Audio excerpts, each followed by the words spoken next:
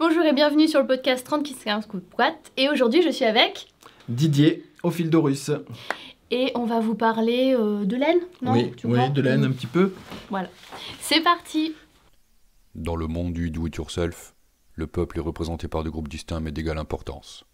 La couture, qui utilise du tissu, et le tricot, qui utilise de la laine. Voici leur histoire.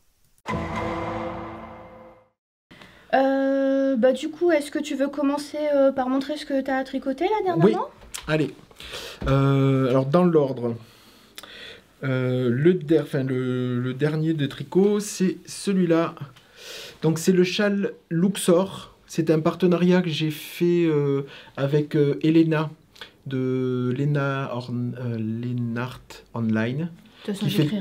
Qui fait des tutos, donc sur YouTube, et donc elle a créé ce patron-là, donc qui est un châle demi-lune avec une grande partie avec augmentation en jersey et une partie dentelle. Le truc qui est sympa avec cette partie dentelle, c'est qu'il y a mis du mohair. Voilà, c'est qu'il y a plus d'augmentation du tout.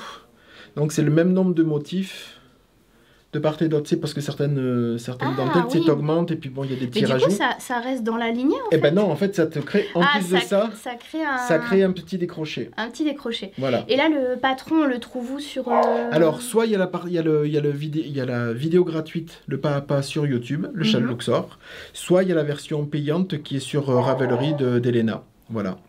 D'accord. Donc moi, je l'ai fait en 100% Merino Fingering.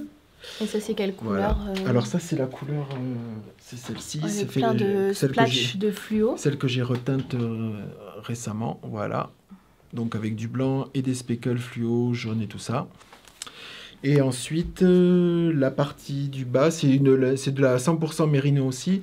Et j'ai rajouté un brin de kit de mohair et soie. Voilà. Parce que je la voulais un peu plus... Et c'est prévu là le mohair non, dans le patron? Non, c'est vraiment toi qui avais envie de faire deux matières. Ouais, parce qu'il est prévu pour 2 écheveaux. Alors on arrive presque à la fin du premier écheveau avec cette partie-là. Et là on n'utilise pas un écheveau quand même pour la partie dentelle. Mais j'ai rajouté du mohair pour lui donner un peu plus de... structure. Je trouvais ça assez sympa de le mélanger. Voilà. Oui, ça rappelle le bleu un peu. Voilà. Et encore une fois, voilà, c'était... Mais il est nuancé aussi, il y a un peu, on dirait c'est un peu bleu, violet. Ah, il n'y est plus. Plus. Non, je l'ai plus. Je l'ai plus celui-là. Il était un peu nuancé, mais voilà, ça, le kit mohair atténue quand même pas mal le... On voit quand même que ça fait un peu un gris-bleu et un bleu. Ça atténue... Et du coup, ça, il a un nom, le coloris? Couronne boréale. Ouais. Le fluo. Je les ai reteints d'ailleurs... J'ai reteint toute la collection parce qu'il y en a. Ah, il y en a plusieurs. Celui que tu as, c'est avec. Il y a beaucoup plus de rouge. Celui-là, c'est juste avec du bleu et des speckles un peu plus violet et jaune. Il est un tout petit peu plus. Fade. Et après, il y en a d'autres avec plus de violet. Voilà. La vision du fade. Voilà, c'est ça. le fade selon Didier. Voilà. Ça reste quand même coloré, il y a un peu de jaune fluo. Oui. Donc là, je l'ai tricoté avec ça parce que je voulais aussi montrer parce que beaucoup avaient un peu peur de voir ce que ce coloris-là pouvait donner. Et en fait, donc je l'ai tricoté. En fait, je trouve ça sympa, quoi. Est-ce qu'ils avaient peur de la couleur ou peur de que ça fasse du pooling? Plutôt un peu des deux. Un peu des deux? Un peu des deux. Plus le pooling que la couleur, proprement dit. Donc voilà. C'est sur... après, c'est sur de grandes... Oui, c'est une grande longueur. C'est une grande longueur. Donc après, sur des petits ouvrages ou plus petits, peut-être que le pooling, il apparaîtrait dessus. Mais là, en fait, pas du tout. Voilà. Donc ça, voilà. Non, puis comme la base est crue, ça... Ouais. Puis pareil, quand on a des laines comme ça, on peut aussi mettre un mohair pour atténuer. Tout à fait, ouais. Donc là, après, vous pouvez jouer avec le... Enfin, le patron est fait comme ça, mais après, on peut jouer à la place des augmentations qui sont des augmentations intercalaires. On peut faire des jetés. Ah oui, comme ça fait des lignes. Et comme ça, pour celles qui n'aiment pas les grandes trucs de jersey, plat, ouais. Je m'étais dit, si je le refais un jour, je le ferai, parce que tu vois, c'est pas un intercalaire, c'est un make one right. Non, c'est un make one. Tu sais, quand tu tords juste ta maille pour la remettre... Ah oui, d'accord. Donc ça crée quand même un petit trou, même s'il faut le tricoter avec le brin arrière au retour. Tant qu'à créer un trou, autant y aller... Et ben c'est ce que je me suis dit. Alors j'ai eu l'idée, je me suis dit, mais c'était qu'à la fin, donc je dis non. Puis bon, comme c'était le partenariat avec Elena, je me suis dit, je vais tricoter tel qu'il est marqué. Et si je le refais un jour, mais le prochain, je le mettrai avec des jetés, ça fera une ligne de trou à chaque augmentation, ça sera plus...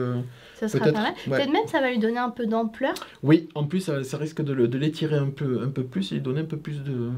Et puis ça rappellera aussi les jetés qu'il y a en bas quoi, dans la dentelle. Oui, vu qu'il y a un peu des coquillages avec les trous. Ouais, voilà. Donc ça c'était le châle Luxor de Elena Grégorieva. Je te donnerai les... Oui, on marquera tout. Voilà. De toute façon, je marquerai les titres en bas et puis dans la barre de description, on mettra le lien de la vidéo. Vu que tu dis qu'il y a une vidéo gratuite. Oui, tout à fait. Ouais. Pour tuto, celle qui aime le pas à pas, elle le fait en pas à pas sur YouTube, sur sa chaîne. Voilà. On va pouvoir montrer notre prochain objet fini en même temps. Oui, vas-y. Puisque t'as... Voilà, tout à fait. Vous reconnaissez la Sophie Scarf. Et t'as fait comme moi en mélangeant mérino et mohair. Et ben c'est le reste du... Moi, c'est le reste du châle Luxor, en fait. Tu vois, j'ai tricoté avec le reste de... Et mais d'ailleurs, c'est... Et t'as fait quelle taille? La petite, celle du dessus? Tu sais pas? Je sais même pas, t'as fait laquelle, toi? Moi, j'ai fait la deuxième. Jusqu'à 33 mailles ou quelque chose comme ça. Ouais, ça a l'air d'être ça. Non, c'est ça, ouais. Ouais, c'est la même chose. Ouais. Parce que je l'ai faite une première fois en petit, en mélangeant du mérino et du suri. Ouais. Donc c'était très dense. Et je l'ai cousu en nœud pour mettre en barrette. D'accord. Voilà. Et puis là, là je sais pas trop encore. J'ai fait la taille au-dessus pour pouvoir faire deux tours comme ça. 2 tours, ouais. Et pouvoir fermer sans qu'il y ait des pans, parce que je vais au boulot à vélo. Donc comme ça, au moins, ça traîne pas et ça reste collé au cou. Ouais. Comme ça. Et j'ai utilisé ta laine. Le Hathor, coloris Hathor. Donc c'est un violet chamarré avec... En guisé Sox, t'avais utilisé? En guisé, oui. Ouais, en guisé. En guisé, parce que j'avais fait la paire de chaussettes pour mon père. Ouais. Et il m'en restait encore. Et je l'ai mélangé avec le mohair de Phil Colana. Ah oui. Le Tilia. Parce que j'étais en train de tricoter le Haros avec celui-là. Et quand j'ai regardé avec les chaussettes de papa à côté, j'ai dit « Ah, mais c'est le même violet !» Du coup, je les ai associés pour faire le Sophie Shawl. Et pareil, même si vous voyez là, la laine, elle est nuancée avec plein de blanc, etc. C'est pas uni. Bah avec le mohair, tout de suite, ça calme. Tout en gardant, je trouve, cette nuance, quand on voit quand même le blanc à travers le... Ouais. Donc, je trouve que c'est un super ouvrage pour... parce que j'entends plein de... Pour les fins de pelote. Parce que moi, je les garde et je me dis, ah, ça pourra servir pour un autre ouvrage. Ah, ça pourra servir pour... Et puis, en fait, je m'en sers jamais. Et là, quand je me suis dit, à la fin de celui-là, j'ai dit, bon, il va repartir avec parce que là, moi, c'était un reste de fil à chaussettes. Ouais. Donc, à la limite, là, il m'en reste, je sais pas, je crois qu'il m'en reste 10 grammes, un truc comme ça. Je m'en sers pour faire des côtes, un talon, un truc comme ça. Mais c'est vrai que comme toi, c'était du mérino. Du mérino, voilà. Pour un châle. Et je me suis dit, quand je voudrais faire des tricots un petit peu zéro cerveau, entre guillemets, je finirai les pelotes avec des Sophie Scarf parce que déjà c'est très sympa à tricoter. Sophie Scarf. Moi j'utilise aussi pour le bandeau Frida. Oui. Puisque c'est pareil, c'est mélangé avec un mohair, donc ça fait un reste de mohair avec un reste de fingering, pas forcément mérino, hein. Mais, et puis après il y a les mitaines. Des fois, mais des petites mitaines, quoi. Il faut pas que ça soit trop... Ah oui, trop avec la... Trop long, parce que sinon, faut vraiment... parce que là, j'ai fait une paire de mitaines hyper longue et j'ai utilisé 400 grammes. 400 grammes. J'ai utilisé 200 mètres, j'ai utilisé 50 grammes. Ah oui. Donc il faut là un demi-écheveau, mais les mitaines hyper longues. Donc finalement, avec un reste aussi, on peut faire des petites mitaines. Mais les mitaines, vraiment... Ah ouais, de là jusqu'ici, presque en haut des doigts. Ouais. J'utilise une pelote de 50 grammes, donc ça veut dire que pareil, avec un reste, on peut se faire aussi des petites... des petits accessoires. Des petits accessoires plus courts, voilà, plutôt que les chaussettes. Mais bon, donc il m'en reste encore. Déjà, avec le premier écheveau que je t'avais acheté, c'était le coloris Cléopâtre. Ouais. J'avais fait les chaussettes pour mon père avec un contrastant noir, qui lui, le contrastant noir, il n'a pas bougé. Des chaussettes hautes. Et là, je m'étais fait des soquettes, mais malheureusement, le contrastant qui était noir a complètement dégorgé, c'est ce qu'on disait tout à l'heure. Et bon, ça reste portable, hein, mais c'est vrai que ça a foncé. Le rouge était un peu plus flash avant. Donc là, ce que j'aimais bien, c'était vraiment que ça soit chamarré et que le noir rappelle les rayures noires. Et j'ai fini les chevaux. Pareil, je devais avoir un reste comme ça et j'ai fait les chaussettes pour bébé. Ah oui. Parce qu'il y a les patrons gratuits de Marie-Christine Lévesque. Oui. Newborn Sock. Enfin, il y a Newborn Sock sur Ravelry et puis il y a celui de Marie-Christine Lévesque, c'est Petit Pied. D'accord. Et voilà, si vous avez des cadeaux de naissance, des choses comme ça, un petit reste, je sais que dans 20 grammes, ça passe large. Ah oui. Donc même si on a des mini écheveaux. Des mini, ouais. La Pain d'Alice, ils avaient acheté un lot de mini écheveaux. Et ils avaient fait un semainier de mini chaussettes pour bébé. Donc voilà, mais ça marche aussi avec les restes. Donc là, je ne sais pas, je pense à un contrastant parce que j'ai une laine de chez Vulcan Yarn qui a du violet et du fluo, donc ça pourrait aussi... Ouais. Voilà, on verra. Mais les laines à chaussettes, je sais, voilà, comme tu dis, c'est les laines à chaussettes, toujours on arrive à le recaser dans quelque chose. Ah oui. Mais s'il n'y a pas de nylon, c'est vrai que... Bon. Mais voilà, la Sophie Scarf. Et t'as encore fait un châle. Oui. Alors, celui-là, c'était pour le... C'est le Shima. T'as pas fait le... Non, j'ai pas fait t'as pas fait le cal. Je croyais que tu étais dans le... Donc, c'est le châle Shima de Béatrice Maz. Donc, moi, je l'ai réalisé en Luxor, donc en 100% Merino Superwash. Voilà. Donc, c'est un châle qui se commence par la pointe. Hop, il se commence par la pointe ici. On commence à faire des augmentations. Il y a des mailles glissées. On va l'approcher un petit peu. Voilà. Il y a des mailles glissées qui apparaissent.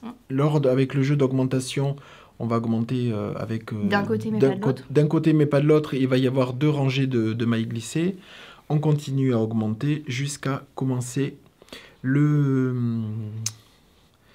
l'inclusion des 2 autres couleurs. Alors, avec Béatrice Maz, sur Shima, elle a sorti les chaussettes aussi récemment, avant-hier, je crois. Pour éviter d'avoir les brins qui se baladent à droite et à gauche de toutes les couleurs, parce que ça va être une succession de rayures, comme de l'intarsia.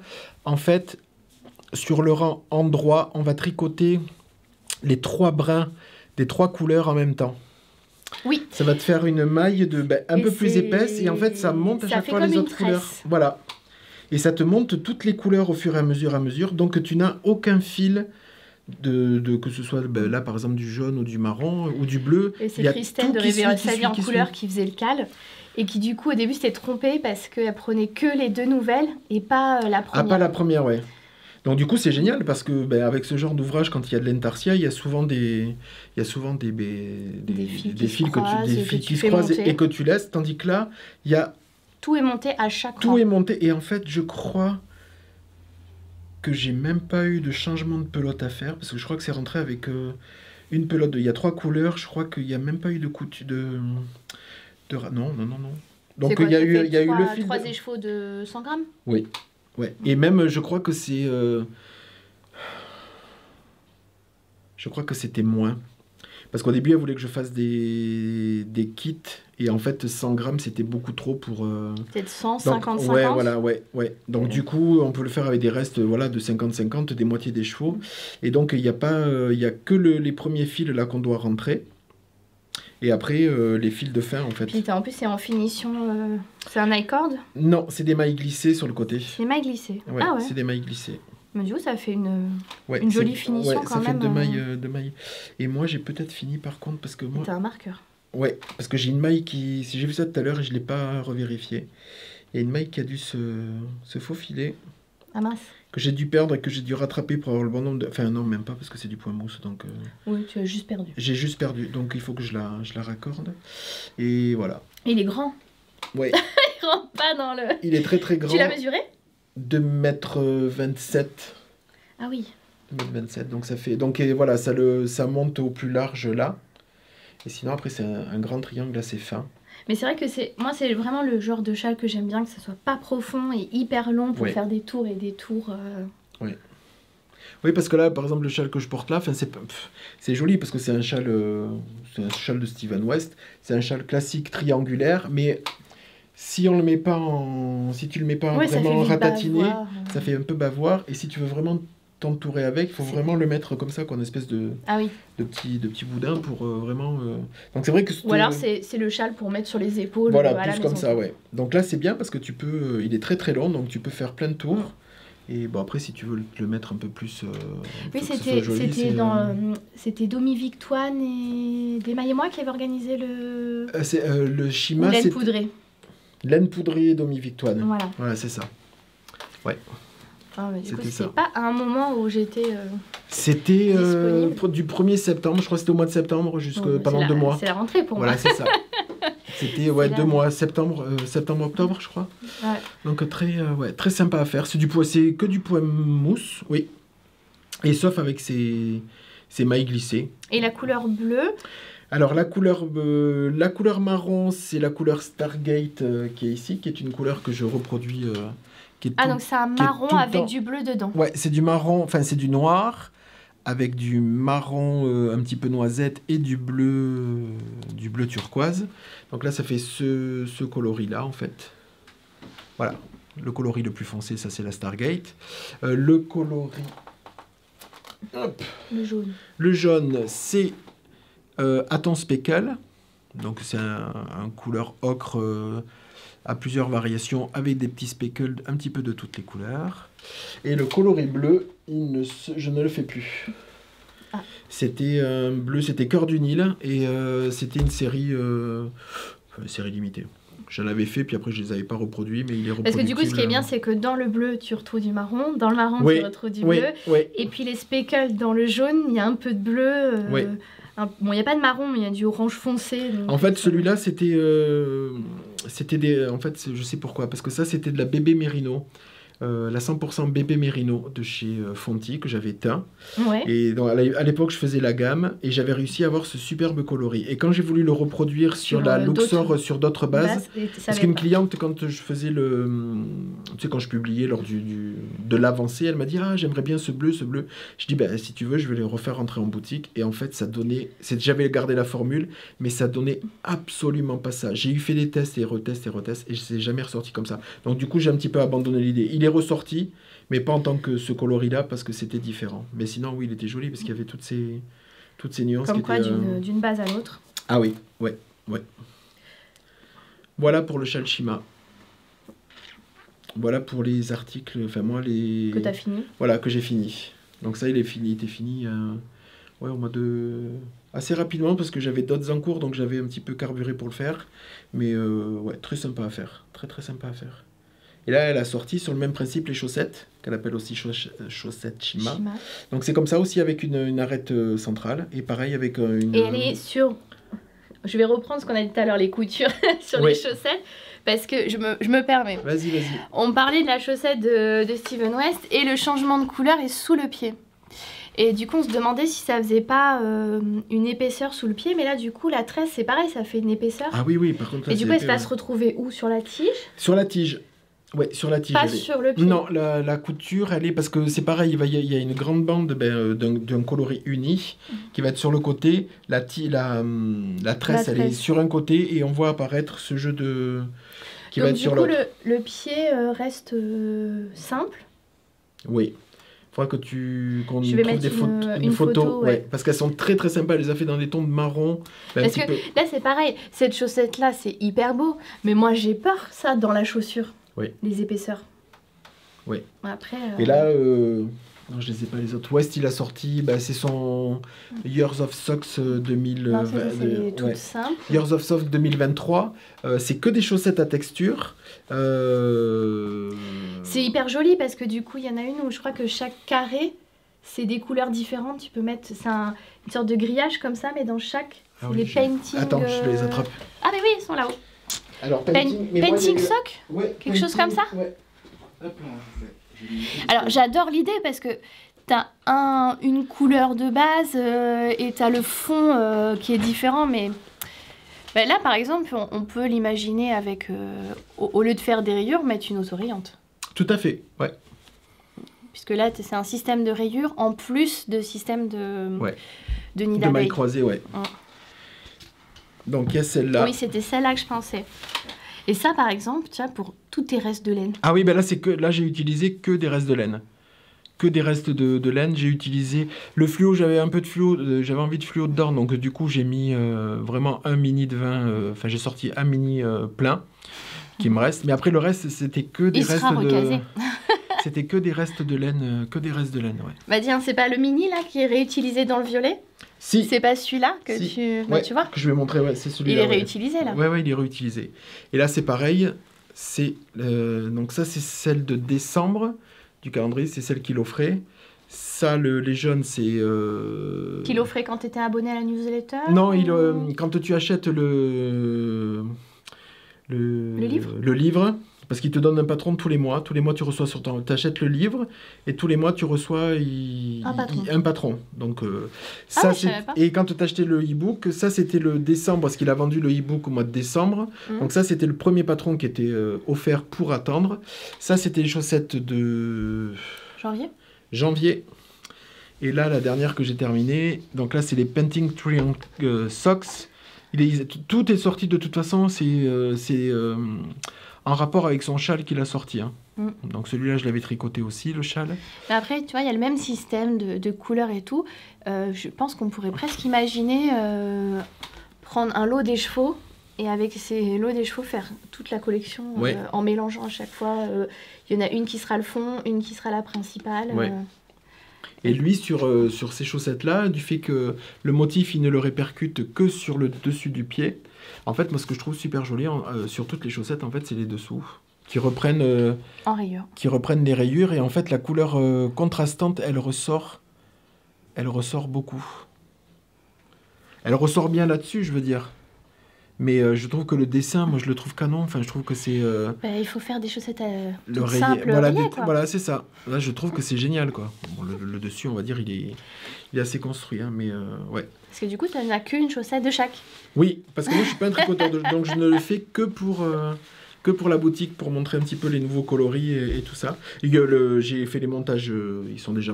La deuxième est en cours, hein, mais ça sera pas pour...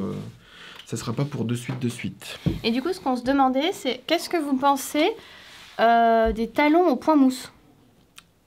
Parce que on trouvait pas forcément ça esthétiquement joli, mais peut-être qu'il y a un confort. Voilà, moi j'en ai jamais fait, donc je sais pas. Parce que lui, sur tous ces modèles, hein, c'est des talons au point mousse. Hein. Pour cette collection-là. Ouais. Donc on va voir sur celle de mars qui va pas tarder à arriver. Ah mais j'ai pas vu, mais je me dis c'est lourd, mais en fait c'est un rebord plié. Oui. Et comment tu rejoins ? C'est une couture ou c'est... 2 mailles ensemble. Ah oui, mais c'est mieux, ça garde l'élasticité. Ouais. C'est 2 mailles ensemble. Mais là pareil, hein, comme c'est un système d'alvéole, le fond tu prends une autorayante. Autorayante, ouais, tout à fait. Parce que c'est souvent la question qu'on me demande... Parce que les autorayantes, les gens ils font des chaussettes toutes simples, où on prend des coloris un peu chamarrés pour les chaussettes, hein, pour s'amuser, et puis ils me disent bah oui mais j'en ai marre de faire des chaussettes toutes simples. Donc là voilà, les Steven West avec ces systèmes d'alvéoles. Et puis on mettra la photo aussi des chaussettes de Béatrice Mas, parce qu'on peut aussi imaginer un autorayant et un uni. Et un uni, ouais, tout à fait. Donc, pour pas changer de couleur, ouais, tout à fait. Voilà. Et c'est quoi alors la chaussette violet ? Alors là, c'est les encours. Alors ça, c'est même pas le test. C'est Paul, il va sortir les chaussettes. C'est pas secret. Ouais. Non, il a présenté lors de son dernier podcast qui est déjà sorti cette semaine. C'est les Bellano Socks. J'ai 2 semaines de retard. Il va lancer le test dès que j'aurai teint les kits, chose qui n'est pas encore... Donc moi, étant donné que il m'a envoyé le patron, donc je commence le test un petit peu avant tout le monde. Donc, ce sont des chaussettes en jacquard. Voilà, il commence assez fort avec un jacquard déjà bicolore, juste au niveau des côtes. Ce sont des côtes en jacquard bicolore. Voilà, de 2. Et là, Longtemps, on dirait que les mailles fluo, on dirait elles sont en épaisseur. Ouais, c'est les mailles en vert et elles sont un peu plus en épaisseur. Ouais. Ça donne une... Ouais. Donc moi, sur les 2 coloris, j'ai décidé de faire vraiment du... Donc j'ai choisi un violet assez foncé qui est semi-solide, un petit peu comme celui que j'avais fait pour... mais un peu plus foncé quand même, ouais. Ouais, il est plus foncé. Un peu plus foncé. Il reste clair. Donc il y a quand même un petit peu de blanc. Et c'est ta collection... Gizeh Sox Mini, 20 grammes. De Cléopâtre ça ressemble les violets de... Oui, c'est exactement les violets de Cléopâtre, ouais. Donc un mini de Cléopâtre et là un jaune fluo. J'ai 2 ou 3, non j'en ai 2, J'ai 2 jaunes fluo, il y en a un très, très puissant et l'autre un peu moins. Et là ça fait partie du... Voilà, donc ça c'est pour les Bellano Sox, voilà, qui commencent juste. Donc là les codes sont terminés, j'entame tout juste la première ligne de jacquard. Je remettrai parce que dans le podcast avec Virginie, on avait parlé justement de la vidéo de Paul pour le tissage des fils quand on fait des chaussettes en jacquard. Donc je remettrai le lien de sa vidéo. Enfin en tout cas, au moins je taguerai sa chaîne parce qu'il y a les podcasts aussi qui sont intéressants. Donc je crois que je peux même pas vous montrer, mais je te donnerai des photos. Risque, ouais. Mais non, sinon, parce qu'il n'y a pas de photo de présentation. Je demanderai à Paul de m'envoyer une photo pour qu'on le mette dans le podcast. Tout à fait, parce qu'il si c'est pas mystère. Il a tricoté. Non, il a montré, son prototype. Donc, je lui demanderai une photo. Donc, et puis, il a fait en quelle couleur du coup, parce que j'ai pas eu le temps de... dans les yaks ouais, marron et les deux là, que tu as l'une à côté de l'autre. Je crois que je les ai vus sur Instagram. C'est avec les carreaux. Il a peut-être fait une photo sur Instagram. Ça fait comme ça là. Ouais, je crois que je l'ai vu. Voilà.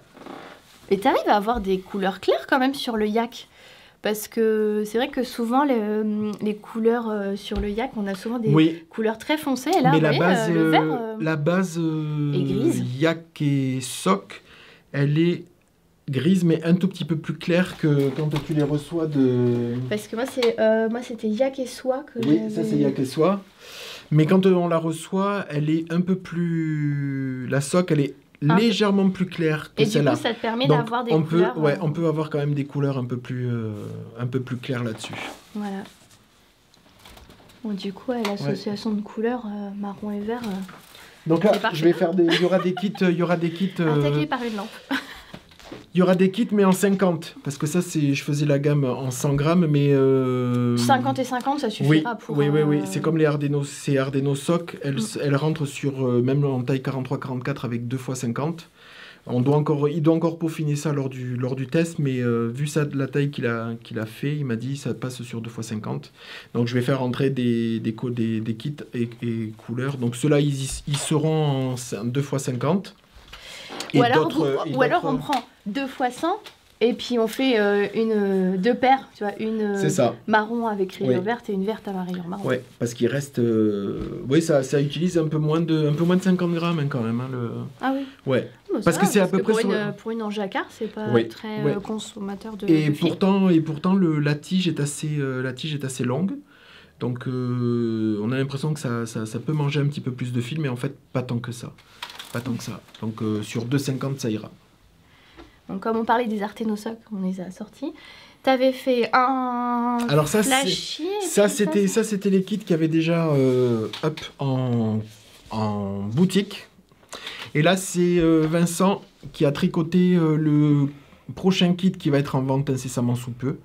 Il a créé le prototype, donc voilà, on vous le montre parce que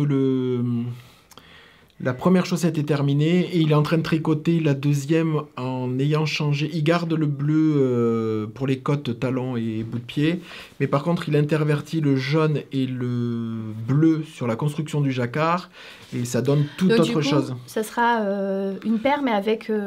Oui, et pas tout à fait effet miroir parce qu'il a quand même conservé le bleu. Il n'a pas osé. Il n'a pas osé mettre le jaune sur mais je pense sur les trois. Il a raison parce que ça aurait risqué d'être très fluo partout et on n'aurait pas distingué les parties. Ouais. Donc en regardant le foncé, ça a fait... Ouais. Mais c'est marrant parce qu'en regardant le motif, je me dis pas qu'en échangeant les couleurs, ça va changer le... Ah si. Pour moi, ça a l'air hyper symétrique. Bon, bah, je verrai alors du coup le résultat. Ouais. Et puis, vous voyez, on peut garder quelque chose je disais, je sais plus si c'était avec Julie, le dernier podcast, on disait que on n'est pas obligé d'avoir des contrastants forts dans les jacquards, on peut aussi rester sur quelque chose de plus léger. Bon, même si là, la caméra, ça contraste. Mais voilà, c'est... Oui, le marron est assez proche du rouge. Non, mais il est dans les mêmes tonalités. C'est-à-dire qu'il n'y a aucun de... Il n'y a pas un flash, qui prend le dessus. Et en fait, le motif apparaît très bien. C'est vrai que... Parce qu'il disait que ça faisait un motif art déco, c'était ça. Et moi, je trouve que ça fait aussi, les motifs de coquillages un peu japonais, les motifs qui se répètent, j'aime bien. Et puis voilà, même en dessous, voilà, le détail jusqu'au parce talon. Que les diminutions ne se font pas sur le bord du pied, mais ils se font sous le dessous du pied, en fait. Et il répercute, il fait les diminutions avec le même motif que sur le dessus, en fait. On voit les petits triangles qui sont... et diminuent. Comme là, on me posait la question, mais comme là, tout est tissé, on va pas sentir les diminutions ou les choses sur le pied. Parce que je suppose que ça, tu les as pas portées, celles-là. Non, elles sont pas portées. Du coup, ça amène à une question. Est-ce qu'un jour, on va voir tes laines et puis les modèles sur un salon ? Oui. Ah. J'attends la réponse pour participer au salon, le Festival du Mouton Ivre à Gensac, qui sera le 24-25 juin, je crois. Ouais, j'ai dû marquer, mais c'est ça. De toute façon, je remettrai l'Instagram et puis les dates. Très certainement, je vais postuler pour Felletin. Oui. Voilà, à l'automne. Et il y aura peut-être Woolen Music. Fin août. Ils viennent d'ouvrir les inscriptions. Voilà, fin août. Donc pour cette année, c'est tout. C'est dans le sud-ouest. Voilà, c'est dans le sud-ouest. L'année prochaine, on verra pour plus. Mais, déjà pour débuter, quoi. Oui, pour débuter. Voilà. Et parce que ça fait combien de temps que tu as lancé ça a fait 1 an, il y a quelques jours, que je suis ouvert. Bon anniversaire. Voilà. Il n'y avait même pas un colorier anniversaire Non. Couleur bougie, gâteau.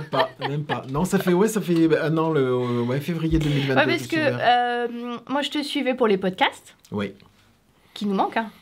Ça va revenir. J'ai pas le temps. Non, mais je vais faire un format vlog, plutôt. Même si c'est pas mal, moi... parce que comme ça, tu laisses, et puis si tu as 2-3 minutes pour... Parce qu'en fait, moi, les clientes me demandent souvent de leur montrer la laine. Et tu vois, par exemple, sur le châle Luxor, la laine, elle a été teinte au mois de...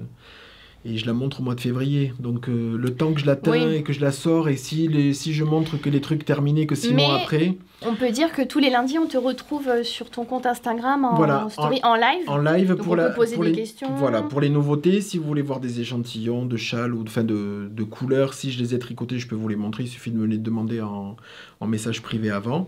Mais je vais revenir sous forme de vlog pour que ce soit plus régulier, pour que les nouvelles... Par exemple, ça, Paul les a tricotés avant moi. Donc j'ai de quoi le montrer ce que ça peut donner. Mais au moment de la sortie, on le verra sous la forme du vlog quelques jours après la sortie, parce que je mettrai quelque chose sur les aiguilles avec, donc ça sera... Surtout que là, il y a technicien Julien qui est en train de trifouiller ta caméra pour essayer de la régler. C'est ça. Faut lui donner de l'occupation le temps qu'on blablate laine. Et donc du coup, dans les nouveautés... ta marque, donc 1 an, tous les noms ont un rapport avec l'Égypte. Oui. T'adores l'Égypte. Oui, j'adore. Je suis passionné. Mes livres de lecture, j'ai très peu lu de livres, on va dire, classiques, on va dire. Genre, tu lisais du Christian Jacques ? Voilà, je lisais du Christian Jacques, des encyclopédies, tous les ouvrages sur l'Égypte, c'était mes cadeaux de Noël, cadeaux d'anniversaire, tout ça sur les découvertes, sur les pyramides et tout ça, ça a fait baigner.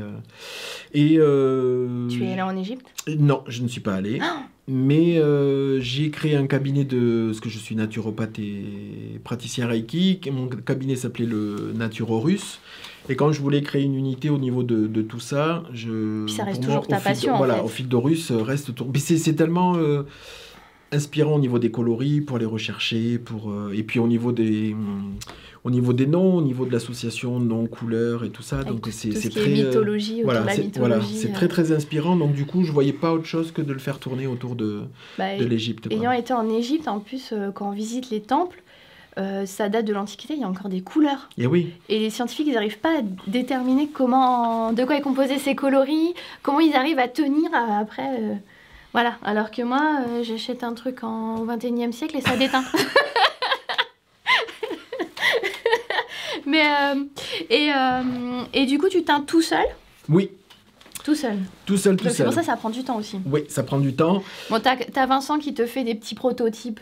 Voilà, maintenant j'ai Vincent qui... Avec le un tricoteur de chaussettes aussi, donc beaucoup plus... Enfin, moi, je mets énormément de temps à les tricoter. Lui, parce il fait la paire. Lui, il fait la paire en presque le temps que moi je mets à monter les côtes et la moitié de la tige. Ouais, mais voilà, et ça c'est de la vanille, et ça c'est du Steven, ça c'est Paul, et puis tu fais du Steven West aussi, donc forcément à côté ça met plus de temps. Ça met plus de temps, mais donc voilà, il y a Vincent qui tricote, on va dire, des ouvrages déjà pour lui, pour nous et puis pour d'autres, et que ça me permet de montrer. Et puis voilà, au niveau de teinture, je suis le seul, mais j'ai d'autres façons de travailler maintenant où j'avais sorti les collections, la collection Cléopâtre, il y a la collection... C'est là. Voilà, donc ça c'est des... Voilà, pour, donc c'était dans les violets foncés. Voilà, dans les violets foncés. J'avais partagé en story, puis il y en a qui ont commandé, ils ont dit on te remercie pas, Lucie. Et moi, donc je ne pouvais pas commander, donc il fallait que des gens commandent par procuration, tu vois, du violet. Et là, je vois une base qui brille. C'est la Gizeh Sox 75-25 avec Stellina Silver à l'intérieur. Ouais. On voit bien le brillant. Donc celle qui est twistée. Et ça? Alors ça, c'est la... Mérino soie. Ah oui, 70% soie et 30% mérino au boucle. Ouais. C'est pour ça que ça reste doux, même si elle est petites boucles. Donc ça, c'est idéal pour faire des doublures, par exemple, de col, de snood, ou alors de faire des dentelles. J'ai une cliente qui a fait, il faut que je lui demande la photo, elle a fait toute la dentelle du châle Luxor avec de la boucle. Avec de la boucle, et faut que je lui demande la photo, parce que c'est canon. Ah oui, parce que moi j'avoue que je sais pas trop. Mais oui, donc par exemple le col de Maxime Cyr qui est doublé en suri, on peut remplacer la suri avec cette boucle-là. Tout à fait. Alors si y a des gens qui supportent pas l'alpaga, au moins soie et... Oui, alors ça reste quand même de la fingering, hein, parce que c'est 100... Je crois, hein, c'est 100 grammes. Oui, c'est 100 grammes pour 400 mètres. Donc si on veut doubler un col qu'on tricote en DK, soit on le tricote en doublant les mailles, c'est-à-dire en faisant des augmentations. Si on a 40 mailles sur son snood, on vient tricoter 80 mailles, c'est-à-dire on fait 2 mailles pour faire l'intérieur. Ok. Voilà, parce que sinon ça va être plus petit, Ou alors on double le fil et on garde le même nombre de mailles. Ok. Le même nombre de mailles. Je vois ce que tu veux dire. Et puis comme ça va nous créer encore plus une impression de moelleux. Ouais. Parce que moi je l'avais tricoté, j'avais testé le col Golgaka de Jean-Philippe Clich. Atelier Clich sur Instagram. Oui. Donc c'était des mailles croisées, donc on montait tout le snood et après on reprenait les mailles à l'intérieur pour faire une doublure et ça se tricotait alors moi à l'époque c'était pas de la mérino soie, c'était du mérino nylon, je pense que j'avais trouvé en bouclette aussi, c'était la première fois. Alors je cache pas que si vous tricotez autre chose que du jersey, ça peut être compliqué. Tu peux prendre le fil dans ton aiguille, non? Je pense. Ouais. Tu dois accrocher de temps en temps. Et surtout, la maille est pas trop quand on change de... C'est là que tu dis, ta cliente, elle a fait de la dentelle avec ça. Oui. Chapeau. Oui. Moi, je ferais pas. Moi, j'avais tricoté du jersey pour la doublure, c'était nickel. Bon, parce qu'après, le jersey, on pique en dessus, en dessous. Bon, au niveau de la doublure, c'est pas forcément... Bon, mais quand après, les gens qui ont peur, qui trouvent que leur travail est irrégulier, ça a permis de tricher. Parce que comme déjà, c'est plein d'irrégularités... Ouais, tout à fait. Voilà. Mais c'est une très belle base. Ouais, mais je suis étonnée de la douceur, mais voilà, 70% soie. Et donc, tu avais sorti toute une collection Cléopâtre sur les violets. Donc, il y avait de la Donegal, il y a de la Luxor bambou, même en sox. Il y avait aussi les Kid Silk, Kid Mohair soie. Il y avait du suri aussi. Il y avait de la Donegal. Et je pense que ça du 100% mérino, de la single. Voilà, j'avais teint sur à peu près l'ensemble de ma gamme. Et ça fera partie, ce qui s'appelle collection chez moi, ça fera partie des coloris reproductibles. Ah, reproductibles. Même si la fiche produit, par exemple, de la boucle, elle est épuisée, tout est mis en précommande. Sur ton site, il y a un endroit où on peut passer commande. En haut du menu, en haut du menu, sur ces coloris-là, c'est dans collection, donc on rentre, il va bientôt y avoir, lors de la publication de ton podcast, le nouveau coloris sera sorti. En fait, s'il n'y en a plus, il y a la case précommande, en fait. Donc vous sélectionnez Soyeuse Boucle, le logiciel va vous dire qu'il n'y en a plus, mais qu'on peut le commander, donc vous le commandez, et moi ça me sort en réassort, et je vous teins ça. On précise le coloris Ah bah non, vu qu'on est déjà... On est déjà... Ah, donc même s'il y a marqué, on va dans collection Cléopâtre et qu'on met boucle, il y a marqué rupture et on marque... Moi ça me sort... En fait tu commandes et ça fait une précommande. Voilà, ça me sort que tu veux une boucle soyeuse dans le coloris Cléopâtre. Voilà. Et comme on disait tout à l'heure, d'une base à l'autre, vous voyez, le boucle est un peu plus clair que le Lurex. Et je rebondis du coup sur ta gamme. Est-ce que tu as des fils plutôt estivaux ou pas forcément ? Alors, il y a la collection de... J'ai fait tout sortir. En estivaux, j'ai juste pour l'instant la Tencel, 100% Tencel. Ah bah voilà. Donc, qui est de l'eucalyptus. Oui, voilà. Des fibres de l'eucalyptus. Voilà. Oui, parce qu'il y a une différence entre lyocell, cicelle, tencel. Voilà, c'est ça. C'est les fibres végétales, qui sont traitées pour donner du fil. Donc, on peut la tricoter soit... Alors, je ne l'ai pas testé, mais celles qui ont... À la sortie... Moi, ce que j'aime bien dans les fibres... quand je fais un pull, le mérino, ça tient. Ouais. Et quand je fais quelque chose d'été, j'imagine vraiment quelque chose de mou, de vaporeux. Et on le voit tout de suite sur les écheveaux. Et donc, c'est les deux couleurs que tu as, c'est ça ? Oui, pour l'instant, ce sont les deux couleurs que j'ai. Non, trois. Il me reste la troisième qui est un peu plus rose. Un peu plus rose, ouais. Donc, un rose, un mauve et puis un... Voilà, et les coloris bleu ciel arrivent... Je sais pas, je veux dire quoi ? Couleur nude ? Ouais. Couleur peau ? Alors, par contre, vous voyez, regardez ma peau. C'est très brillant, par contre. Hein. Oui. Les clientes qui l'ont acheté à la sortie, qui ont tricoté on le voit, là. Avec les lumières, ça brille. Hein. C'est très, très, très brillant. Même peut-être un peu plus que du 50% mérino, 50% soie, qui déjà brille un petit peu. Pour avoir acheté 50% mérino, 50% tencel, ça brille déjà plus que le mérino soie. Ah oui. Voilà, c'est vraiment, ça donne cet aspect brillant, glissant. Bon, par exemple, moi, ça, c'est trop proche de ma peau pour faire un... Voilà, à moins de faire un effet toute nue, mais habillée. Mais voilà, si par exemple l'été quand on est bronzé et tout ça c'est nickel. Et puis les mauves et les roses. Donc il y a des coloris bleus qui vont arriver d'ici mars-avril. Mais c'est plus pour printemps-été quoi. Plus printemps-été, mais c'est un autre concept de teinture parce que on peut pas teindre le tencel avec les teintures qu'on utilise pour. Donc c'est beaucoup plus de travail. C'est plus difficile de teindre du végétal. Oui, beaucoup. Ça prend moins bien. J'ai du coton. Oui, ça prend moins bien. C'est-à-dire que on peut teindre ça. C'est peut-être pour ça que les couleurs sont très légères. Oui. Tu ne pourras jamais obtenir ça en fait. Si avec des fortes. Alors ça agresse pas forcément la tencel, mais on peut obtenir. Mais bon, le processus est assez. C'est pas du tout les mêmes les prémordants, ce qu'on fait pour tout fixer la couleur. On peut teindre avec une coloration à l'acide. Par contre, c'est bien dit que dans la durée, ça décolore. C'est-à-dire que là, on va se retrouver avec un fil quasiment blanc. Quasiment blanc. Mais à force de lavage, ça va partir. Oui. Si on le teint de façon classique à l'acide citrique ou au vinaigre ou quoi que ce soit. Ah oui, donc tu es obligé d'utiliser carrément autre chose à chaque fois. Et comme c'est tout un bazar pour teindre la tencel, parce que moi j'ai une quantité de coton, je me suis dit je vais lancer dans le coton parce que là-bas j'étais crocheteur, donc j'ai dit je vais faire une gamme de 100% coton. Donc j'ai du coton blanc qui m'attend là. Mais du coup, mais quand j'ai vu le processus, parce que moi j'ai acheté forcément avant de m'intéresser au processus, donc le processus c'est pas que c'est compliqué. Mais ça demande beaucoup plus d'eau, beaucoup plus de prémordants, et de matériaux différents que ce que j'ai l'habitude de. Il faut énormément faire pré-tremper. Je peux pas prévoir ça du jour au lendemain, et ça demande une manutention un peu plus longue. Un peu plus longue et différente. Donc pour l'instant, j'avais sorti ces 3 coloris pour voir comment les nouveaux ingrédients et nouvelles teintures prenaient dessus. J'en suis assez content. Donc là, les précommandes ont été passées sur cette gamme-là.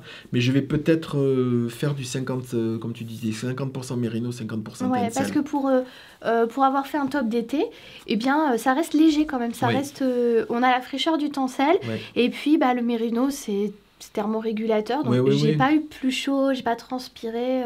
Mais j'ai acheté du 100% Tencel et ça me plaît bien d'essayer quand même. Le retour que j'ai, malgré que ce soit de la fingering, 100 grammes pour 400 mètres. Ça a l'air fin. Ça a l'air fin. C'est-à-dire que des clientes qui avaient prévu un châle, le châle est arrivé un peu plus petit que prévu. Un peu plus petit. Quand même. Ouais, on le voit. Ouais. On voit quand même que c'est plus fin. Donc il faudrait que je fasse attention à mon échantillon. Oui. Mais après, vu que c'est pas pour un châle, pareil, j'aimerais faire un top d'été. Bon, après, que ce soit plus clair, au final, vu que c'est pour le printemps, l'été, c'est pas... Ouais. Voilà. Donc là, les nouveaux coloris vont arriver aussi. Et lundi... C'est ça. C'est ça. Donc là, c'est le deuxième coloris des collections qui est appelé Akhenaton pour celui-là. Donc ça va être dans des bleu pétrole. Alors comparé à la première collection que j'ai sortie en Cléopâtre, c'est-à-dire Cléopâtre, je m'étais amusé pour le même grammage de teinture. J'ai mis le même grammage sur toutes les bases. Et ce qu'il en est sorti, il en est sorti. C'est-à-dire que celle-là a reçu autant de teinture que celle-là. Si j'avais voulu avoir ce coloris-là, là-dessus, j'aurais dû accentuer. Et je me suis dit non, je vais garder ce même... Et je me suis dit, on est au mois de février, mars arrive très bientôt d'ailleurs. Donc je me suis dit, si je teins toute une collection en bleu pétrole, aussi dense, avec les mêmes quantités que vous faire du violet, ça risque pas être dans le ton du printemps et tout ça. Donc ce que j'ai fait, c'est que ça va être des bleus pétrole, mais des bleus complètement un petit peu variés. On la voit un petit peu sur le Donegal. C'est pas forcément du solide, c'est plus du semi-solide, mais il y a quand même des variations. Celle-là, c'est la tibétaine, c'est Merino Yakeswa. Là aussi, on voit un peu... En fait, c'est plus des reflets, là. Voilà, c'est plus des reflets. J'ai voulu garder quand même le fond un petit peu gris, avec des reflets un petit peu. Et vous verrez que sur les Luxor single, les Luxor 100% Merino... c'est vraiment du bleu pétrole. Mais lundi sur l'Instagram de Didier. Ça sera plus dans des bleus pétrole, mais assez légers comme ceux-là, gris-bleu, mais assez contrastés quand même. C'est beaucoup moins uni que sur la collection Cléopâtre. On aurait été au mois de novembre, j'aurais fait vraiment... quelque chose de foncé ? Pas foncé, mais j'aurais tous tiré un peu plus vers cet aspect un peu gris, bleu pétrole, mais un peu plus dense. Et là, je me suis dit, certaines m'en avaient demandé, pour des tops ou des trucs, des châles un peu plus, c'était le bleu pétrole tel que d'habitude je le teins. J'en ai plus du tout en stock. Non. Mais tu faisais quelque chose de très foncé, quoi. Ouais, très foncé. Donc là, ça sera du bleu pétrole, mais un petit peu atténué. Et vous verrez ça. C'est bon. Donc ça sera dans la collection. Non, puis c'est un bleu qui s'associe bien avec les Donegal, là, dans les marrons et crus. Donc là, comparé il y a des nouvelles bases aussi qui seront, je pense, dans la collection 1, mais que je vais aussi teindre du coup parce que je les ai reçues. Il y a la Merino Mohair qui va se rajouter, donc elle va être dans la collection bleue et aussi dans la collection Cléopâtre, parce que j'en avais pas. Au moment où tu as fait la... Voilà, c'est ça. Et tu sors des nouveaux coloris toutes les semaines, tous les 15 jours ? Alors les gros, parce qu'en fait ça va être une carte, les collections, ça va être une carte que je vais avoir après indéfiniment. Oui. Donc je vais sortir au fur et à mesure tous les coloris, les bleus, les marrons, les ocres, les rouges, tout ça. Quand j'aurai tout, ça sera que du réassort petit à petit. Et après, je teins des coloris à peu près toutes les semaines, surtout en base chaussettes. Mais ça serait quoi, des one-shot comme ça ? Alors, il y en a certains, c'est des one-shot. Alors, je me dis, à la base, je les teins pour des one-shot. Et en fait, on m'en redemande tellement qu'en fait, du coup, je les reteins. Mais comme la nouveauté qui est arrivée avant-hier, je crois, ou que j'ai présenté hier, peut-être en... ouais. Voilà. Oui, je l'ai vue. Donc, celle-là... C'est celle-là que j'ai partagée aujourd'hui. Ouais. Donc celle-là, je l'avais présentée, parce que moi, en général, tout ce qui s'appelle, comme celle-là, à la base, donc là, j'ai gardé l'intitulé, tout ce qui s'appelle Constellation, comme celle-là, tout ce qui s'appelle Constellation, logiquement, c'est éphémère, c'est-à-dire que j'en teins 20, une fois que les 20 sont partis, je ne reteins pas. Donc celle-là, j'ai voulu la mettre en Constellation, et j'ai eu déjà des précommandes avant même de l'avoir teint. Mais là, ça, c'est hyper printanier. Voilà. Donc du coup, je l'ai teint sur les 3 bases. Ouais. Pas mal, hein? Ouais. Avec le bleu. Et c'est pas mal avec aussi. le violet. aussi, ça se combine bien. Donc, ça voilà, fait donc oui, des penser coloris à peu près toutes les semaines. Un sorbet. Oui. C'est un peu melon ou abricot. Ça me... Pêche, abricot. Comme on peut le voir d'ailleurs derrière, j'ai voulu sortir un petit peu... Voilà, c'est assez représentatif ce qu'on voit derrière moi. C'est ça, c'est au fil de Russe, c'est moi. Et j'ai voulu sortir un petit peu de ma zone de confort en teignant comme un petit peu celle que je vous ai montrée pour Châle Luxor. Un petit peu celle-là parce que c'est un peu Tu veux plus... dire des plus clairs? Des plus girly, un peu plus clairs, des un peu plus... Ouais, c'est ça que j'aimais bien aussi. C'est ça que j'aime bien chez toi, c'est les foncés. Hein. C'est les foncés et les flashy. Genre les oranges, les choses comme ça. Voilà, comme les... Ouais. Les oranges, les verts flashy. De toute façon, je filmerai un peu le mur pour voir un petit peu les couleurs. Mais oui. Bah, parce que tu vois, finalement, les premiers que j'ai pris chez toi... tu venais d'ouvrir la boutique sur Etsy, maintenant c'est une vraie boutique. Oui. Et j'ai flashé sur le violet foncé et le rouge et noir parce que c'est pas des coloris que je voyais ailleurs, au final. C'est un petit peu quand on me demande pourquoi j'ai ouvert la bouffe, pourquoi j'ai voulu faire de la teinture, c'était un petit peu ça à la base ma motivation. Alors peut-être pas je comptais pas à la base en faire mon métier, mais pourquoi je m'y suis mis, parce que pour certains ouvrages je me disais j'avais beau aller chez l'une, chez l'autre, et je me disais je le prends parce que je veux faire l'ouvrage, mais c'est pas forcément ce que je voudrais un peu plus de... En fait il y a dans les teinturières en France, je dis teinturières parce qu'au final c'est quasiment que des femmes. Et donc, il y a beaucoup de coloris clairs, des roses, des choses comme ça. Donc, effectivement, au moins, là... Ouais, j'avais un peu de mal à trouver... Un peu masculin. Et pour te dire, tu vois, mon père, il a craqué sur les coloris, quoi. Il s'appelle Didier aussi. Donc, on a appelé les chaussettes les Didier parlent au Didier.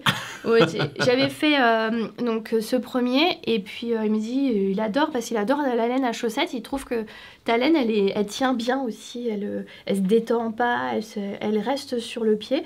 Pourtant, on les maltraite, parce que nous, on les met en filet, machine à laver. Pas laver à la main. Pas laver la main. Donc sache-le.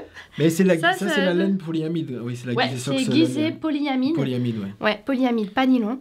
Et quand je lui dis, si tu veux, je lui montre, j'ai dit, moi, il me reste violet. Il dit, d'accord. J'ai fait une deuxième paire avec le violet. Et pareil, voilà, c'était des couleurs qu'il aime bien. Mon père aime bien les violets, les oranges, les rouges. Donc finalement, c'est des couleurs qu'on retrouve, retrouve chez toi. Tout à fait. Même si là, on commence à trouver un peu de violet dans les teinturières. Mais les rouges, j'en trouve pas beaucoup. La gamme de rouge, elle est... C'est compliqué à teindre ? Non, c'est compliqué à vendre. Ah, c'est compliqué à vendre ? Ah ouais, alors que... Je commence juste à sortir une petite gamme, et je l'ai sortie en test chaussettes, parce que je me dis, en chaussettes, on peut parfois un peu plus se permettre que sur... sur des vêtements. Que sur des vêtements, je me suis dit, je vois beaucoup plus là, de... c'est quoi ? C'est celle, tu peux nous en montrer un Là, celle-ci, c'est de la... Hop là. Alors là, c'est de la... laine vierge, lurex, polyamide. Donc elle est beaucoup plus brillante que la Stellina. Il y a beaucoup plus de brillant présent dans le présent. Ouais. Donc j'ai commencé avec ça. Après j'avais sorti quelques coloris, mais dans les rouges. C'est quoi la différence entre Stellina et lurex ? C'est 2 fibres synthétiques qui sont différentes. Donc là tu vois la fibre de Stellina, elle est beaucoup plus fine que le lurex. Donc tu vois, ça fait plus donc la Stellina, ça fait des petits fils de brillant, alors que là, ça fait vraiment des points de brillant. Là, c'est vraiment le point de brillant qui est filé avec le lurex. On peut vraiment le filer avec avec la laine. Donc c'est pour ça qu'elle est beaucoup plus présente. Donc si vous voulez quelque chose de très brillant, il vaut mieux prendre du lurex. Là, c'est pour Noël. Oui. Donc là, j'ai hâte, il y a une cliente qui m'a pris 3 écheveaux de ce coloris-là. En lurex aussi ? En lurex aussi. J'ai vraiment hâte. Je ne sais pas. Surprise. La personne qui a acheté ça, s'il vous plaît, manifestez-vous, qu'allez-vous faire avec ? Je veux voir. Ah, parce que du coup... je pense que... Donc du rouge, ouais, c'est... Ça va partir dans mon sac, ça. C'était un petit peu compliqué, j'avais sorti... c'est marrant parce que du coup... Mais après, en ayant discuté avec Cindy de la Madeleine, elle me dit qu'aussi ce qui part, c'est les couleurs claires, les couleurs sobres, etc. Mais bon, tu vois, t'es débordé, donc c'est que... Il y a des couleurs il y a une demande de flashy. Il y a des couleurs, oui, il y a des couleurs qui sont, je dirais, facilement vendables. Et il y a des couleurs, dans ces couleurs-là, mais alors en 100% mérino. Parce que je pense que sur la gamme chaussettes... La gamme chaussettes, tu peux faire n'importe quelle couleur. On pourrait faire tout ce qu'on veut, ça se vendra parce que... Des trucs rigolos, pas rigolos, flashy, pas flashy, parfois du noir avec un coloris hyper, par exemple un peu celui-là, mais même si on l'imaginait beaucoup plus flash que ça partirait. Par contre, quand on tape sur du 100% pour faire mérino, les vêtements, les châles, pour des châles et tout, parfois les clientes le prennent juste pour faire des petites touches, comme un jacquard, des bordures ou un jacquard, voilà, mais faire quelque chose de massif avec. Donc là, dans les rouges, moi j'avais simplement recoloré ces deux-là, qui étaient quand même mélangés, qui se rapprochent un petit peu du coloris que tu avais, mais avec beaucoup plus de noir à l'intérieur. Là, c'était des rouges avec des fluos, mais j'avais un petit peu mélangé. Et du coup, celui-ci, il existe aussi en lurex aussi là-haut. Voilà, c'est ça. Donc il y a celui-ci aussi en lurex, qui se rapproche de les chaussettes de mon père. Ah bah voilà. Et donc là, on voit vraiment le lurex. Et puis on voit vraiment la différence entre la laine vierge et puis le mérino, quoi. Ça fait beaucoup plus... On sent que il y a du gonflant, là, qui va arriver dans... D'ailleurs, quand tu laves, celle-ci gonfle plus, la laine vierge. Oui. Bon, sachez-le, pour les jacquards, ça peut être intéressant de savoir que ça gonfle, ça va lisser. Et je l'avais montré, je crois, lors d'un... Ça, c'est Vincent qui a tricoté. La deuxième étant... Il a sorti chien avec, parce qu'il y a les brins d'herbe avec. Hop là. Voilà la lurex en marron. Voilà ce que ça peut donner au niveau des tricotés avec le... Donc c'est brillant beaucoup plus qu'une Stellina, mais c'est pas non plus sapin de Noël, quoi. C'est ce qui est bien... Ah, mais c'est les Cloudburst, le modèle des mitaines. Oui. Modèle gratuit. Voilà, c'est ça. Je l'ai un peu mis à l'envers déjà. Ouais. C'est un style, la dentelle sur l'intérieur de main. Voilà. Donc on voit, c'est brillant, mais c'est pas non plus. Donc quand on me demande, c'est... Oui, t'as raison, oui. Ah oui, je t'avais dit un brin d'herbe. Oui. Donc voilà, c'est quand même assez, tu vois, c'est pas non plus... c'est discret, enfin c'est... Non, ça va pas être plus présent que de la Stellina. Non. Non, c'est pas plus brillant, mais c'est juste que... Ouais, le brin reste un peu plus quand même. C'est pas plus brillant, mais le brin se voit... Voilà, est un peu plus présent. Ouais, tout à fait. Est-ce qu'on voit là ? Ouais, là on voit bien. Ouais. Que ça fait des petits points, elle a un peu plus grands points, mais ça rend pas la laine plus brillante. Là, je pense qu'il rend plus brillante, c'est parce que le coloris est clair. Oui, tout à fait. Ouais. Parce que là, bon, en prenant un coloris foncé, ouais, ça, on voit bien qu'il n'y a pas trop de différence. Je pense qu'on a un peu tout montré là. Oui.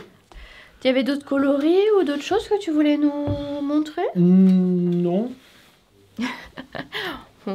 On filmera le mur du coup. Voilà, tu filmeras, ouais, à peu près. Ouais, tout ce que... Voilà, le prochain podcast, je vous montrerai ce que j'ai pris. On a décidé de tourner le podcast et après je regarde. mais en tout cas, merci. Ben, merci à toi d'être venu, m'avoir oui. fait participer. C'est très sympa. Bordeaux, la Dordogne, ça va, c'est pas... 1 heure, un peu plus d'1 heure. J'ai mis 1h15 ? Ouais. Voilà, ça nous fait notre balade du week-end avec Génie. Ah, et le bon temps en plus, ça va.